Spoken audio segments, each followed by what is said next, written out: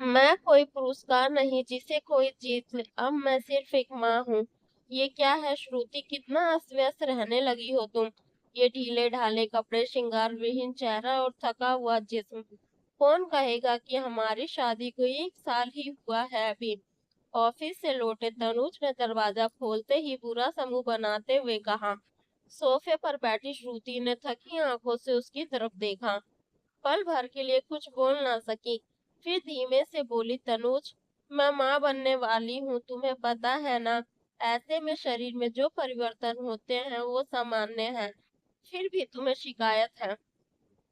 तनुज ने बेशर्मी से आंखें फेरते हुए कहा, माँ बनने का मतलब ये नहीं कि तुम अपना ख्याल ही छोड़ दो।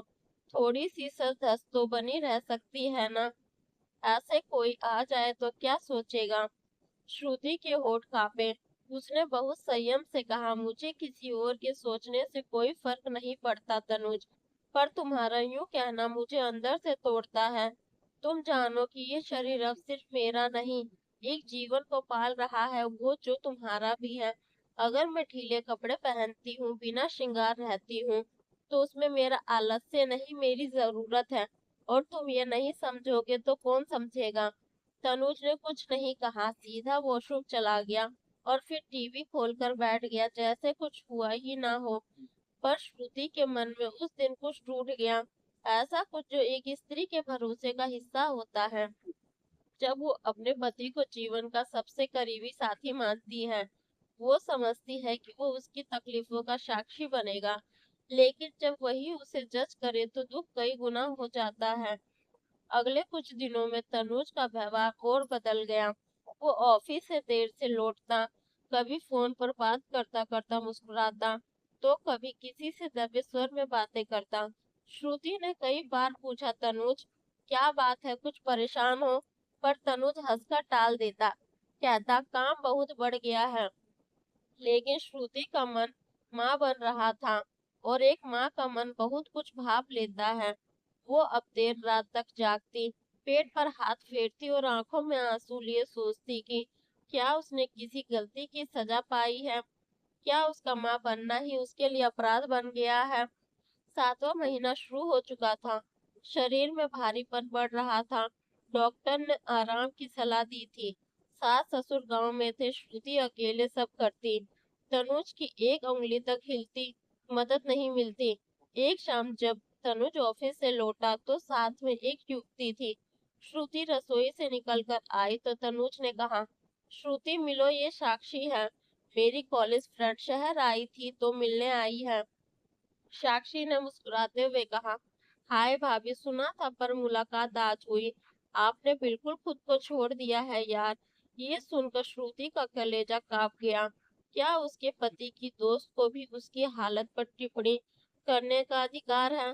साक्षी आधे घंटे रही, लेकिन उसके जाने के बाद श्रुति ने तनुज से कहा, क्या तुम्हें लगता है कि मैं अपने आप को छोड़ चुकी हूँ। तनुज ने बिना देखे कहा, सच तो यही है, तुम अब वो श्रुति नहीं रही जिससे मैंने शादी की थी। उस रात श्रुति बहुत रोई। गर्भ में बच्चा उसकी हर सांस से जुड़ा था, और वो नहीं चाहती थी कि उसका दुख उसके बच्चे में जाए। उसने ठान लिया कि अब वो किसी से कोई उम्मीद नहीं रखेगी। अगले दिन से उसने खुद को संवारना बंद नहीं किया, बल्कि खुद से प्रेम करना शुरू कर दिया। उसने अपना टाइम टेबल बनाया। सुबह पूजा करती, दोपहर को संगीत लगाती, शाम को खुद पैरों में तेल लगाती। तनुज को उसकी परवाह नहीं थी, पर अब श्रुति ने भी खुद को उसके लिए जीना बंद कर दिया था। 8वां महीना चला। श्रुति अब बहुत भावुक हो गई थी। कई बार फोन पर माँ से बात करती और रो पड़ती, पर माँ भी ज्यादा कुछ ना कहती। कहती, बेटा, मर्दों को दर्द तब समझ आता है जब वो खुद कुछ खो देते हैं। और श्रुति सोचती, क्या मुझे खोना पड़ेगा। तभी एक दिन तनुज की कॉल स्पीकर पर चली गई, और उसमें किसी महिला की आवाज आई, कब मिल रहे हो फिर से। तुम उस बीबी के साथ बोर नहीं हो जाते। उस वक्त श्रुति की दुनिया लुढ़क गई। वो दीवार के सहारे गिरते गिरते बची। पेट में बच्चा जोर से हिला और उसकी क्षण श्रुति को तेज पीड़ा हुई। वो जमीन पर बैठ गई। घंटों बाद जब तनुज आया तो देखा कि श्रुति जमीन पर थी, पीली पड़ी, सांस उखड़ी हुई। तुरंत अस्पताल ले जाया गया। समय से पहले प्रसव का खतरा था। डॉक्टर ने कहा, आपकी पत्नी को मानसिक तनाव नहीं सहना चाहिए था। उस दिन तनुज पहली बार चुप रहा, आंखें नीची और अपराध बोध से भरी।